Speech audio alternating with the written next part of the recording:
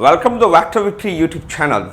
आज हम think mathematics के एट्थ एडिशन से बुक नंबर 1 से chapter number 6 basic algebra and algebraic manipulation की एक्सरसाइज 6B के क्वेश्चन नंबर 2 एंड 3 को सिंप्लीफाई करेंगे।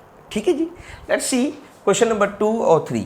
तो पहले क्वेश्चन नंबर 2 क्या कहता है? 2 कहता है can is x years old.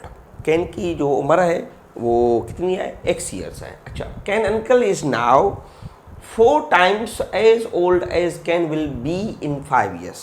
अच्छा, कैन अब x ईयर्स की है और कैन जब 5 साल के बाद होगी, यानी कि जो भी उसकी एज है उसमें 5 साल आगे करें तो इट मीन्स x + 5 हो जाएगी कैन की एज। अच्छा, फिर जो भी उसकी एज होगी उसको मल्टीपल 4 टाइम्स उसके अंकल की एज है।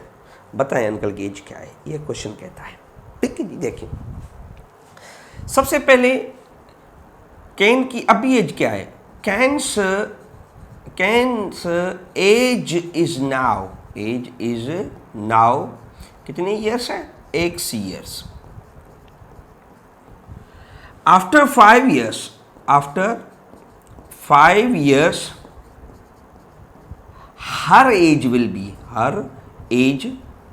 बी। अच्छा, अब 5 साल के बाद उसकी जो एज होगी वो उसके 5 में प्लस करेंगे, x में प्लस करेंगे हम 5। तो x ईयर्स अभी है, 5 साल के बाद ये हो जाएगी कैन्स एज। अच्छा, कैन्स एज। अच्छा, आफ्टर 5 years। ठीक है जी, कैन्स की एज आफ्टर 5 years। अच्छा, अब जो उसके अंकल की एज है वो इसके 4 टाइम मल्टीपल किया है। ठीक है, तो हम कहेंगे now uncle age will be कितनी भाई? अंकल की एज होगी इसके 4 टाइम्स, मीन्स मल्टीप्लीकेशन। टाइम्स आपको जब भी दे वर्ड प्रॉब्लम में आप समझ जाए that is nothing but it is multiplication. ठीक है जी, तो ये है x + 5, तो इसकी एज कितनी हो जाएगी? 4 को आप मल्टीप्लाई करें that is equal to 4 of x and 4 5s are 20। तो ये हो जाएगी Ken's uncle's age. So Ken's uncle age 4 times of the Ken's age. ठीक है जी, सिंपल क्वेश्चन था। नेक्स्ट क्वेश्चन कहते हैं expand and simplify each of the following. इसे एक्सपांड करें और फिर अगर सिंप्लीफिकेशन यानी कि एडिशन और सब्ट्रैक्शन या फिर मल्टीप्लिकेशन डिवीजन होती है तो आप कर लें, है तो ठीक है, नहीं तो नहीं, कोई मसला नहीं है। सबसे पहले इसके ए पार्ट को देख लें। ए पार्ट क्या कहता है? ए पार्ट कहता है 5 of a + and 2 of b और उससे माइनस करें 3 of b को। अच्छा, सबसे पहले हम 5 को मल्टीप्लाई करेंगे। 5 a's are 5a और 5 को 2 के साथ करेंगे दैट विल बी 10b और माइनस के 3b। अच्छा, अब ये b वाले आपस में सब्ट्रैक्ट हो रहे हैं तो आप ये कर सकते हैं that is equals to 5 of a and plus के 7 of b और ये इसके क्या होंगे? आंसर्स होंगे। ठीक है, दैट इज ए पार्ट। अच्छा, b को ज़रा देख लें। b क्या कहता है? b is 7 × p + 10 of q और फिर प्लस 2 × 6p एंड प्लस के 7 of q। अच्छा, सबसे पहले आप यहाँ पर 7 को मल्टीप्लाई करेंगे यहाँ तक हम, और फिर इसे 2 को मल्टीप्लाई करेंगे।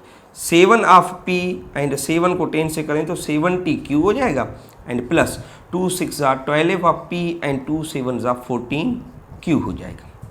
अच्छा, जो अब p वाले हैं जैसे 7p यहाँ पे है और 12p आप ये एक साथ रखेंगे क्योंकि ये ऐड हो जाएंगे।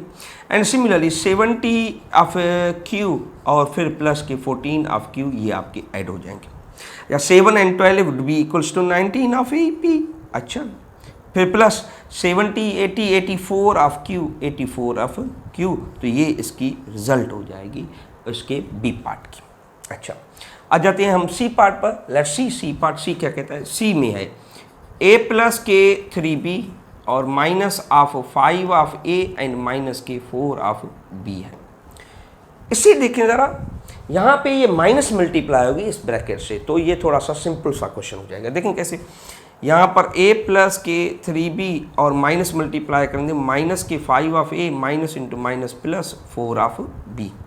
अच्छा, अब a वाले आप एक साथ रखें, a and minus 5 of a 3b और उसके साथ आपके पास है 4 ऑफ b, तो ये क्या हो जाएगा? अच्छा, जब a प्लस के हैं, एक a है, एक a जब 5a से जाएगा तो माइनस के 4 of a and that could be as a 7 of b, और ये इसका रिजल्ट हो जाएगा c पार्ट का। अच्छा, इसी तरीके से अब मेरे पास है d part. What is d? d है मेरे पास x and plus 3 into 2 of x and minus के 3 ऑफ y एंड प्लस के z एंड प्लस के 7 ऑफ z।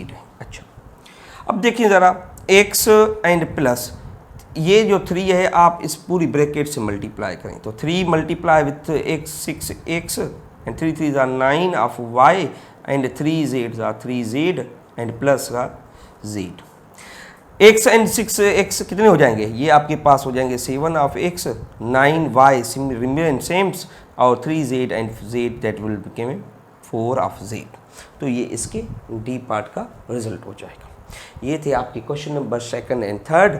अब हम फिर मिलेंगे अगले लेक्चर में, जहाँ पे हम बेसिक लेवल के क्वेश्चन 4 और उससे फर्दर क्वेश्चंस को सिंप्लीफाई करेंगे। तब तक मुझे इजाज़त दीजिए। अल्लाह हाफ़िज़।